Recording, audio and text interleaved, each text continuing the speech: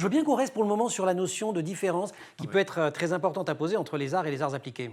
Alors, les arts, dans l'imaginaire collectif, les arts, souvent les beaux-arts. Nous, Exactement. on a l'habitude de dire que les beaux-arts, c'est l'art pour les musées, entre guillemets, mais ce n'est pas péjoratif.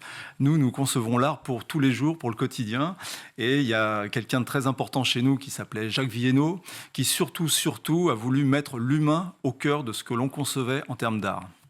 Donc, ça passe par des enseignements. Donc ça passe par des enseignements où systématiquement, en tous les cas, lorsqu'on traite un sujet de design, on considère l'humain, on considère la problématique humaine et ensuite on développe un projet. Mais le design... On ne part pas du besoin technique, on ne part pas on part pas, je ne sais pas moi, sur une logique de production de valeur, de croissance. Fortiori aujourd'hui, c'est-à-dire que notre grand pays a connu sans doute les meilleurs ingénieurs qui soient, c'était l'ère des ingénieurs, ensuite on a eu l'ère des managers, je crois qu'avec tout ce qu'on connaît aujourd'hui, c'est l'ère des créateurs qui doit s'imposer, c'est ce que nous essayons de... L'ère des designers qui doit s'imposer, y compris dans les instances de décision.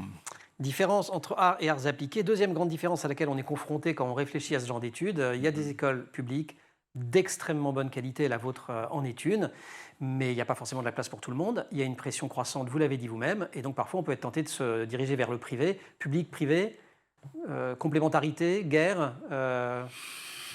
Alors, guerre, je ne pense pas, parce qu'il y a une telle pression que je pense que les écoles n'ont pas besoin de faire de concurrence. Je pense que nos objectifs ne sont pas systématiquement les mêmes. Je soulignerai la spécificité française qui rejoint certaines de nos spécificités culturelles. C'est-à-dire que nous avons la chance d'avoir un pays qui a des écoles de haut niveau en design et en métiers d'art gratuites.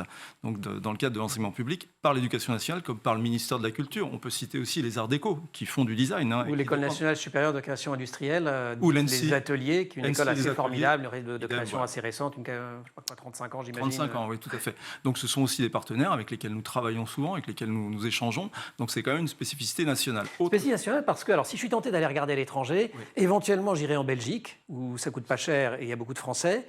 Mais si je veux aller en Angleterre... la Saint-Martin's de Londres, je pense qu'on est sur un budget qui est supérieur à 30 000 € l'année. Et on y passe 5 ans. Un peu grossier de parler d'argent, voilà.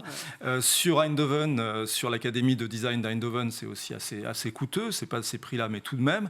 L'ECAL à Genève, c'est pareil. Ce sont de grandes références scolaires à l'étranger, mais qui coûtent excessivement cher.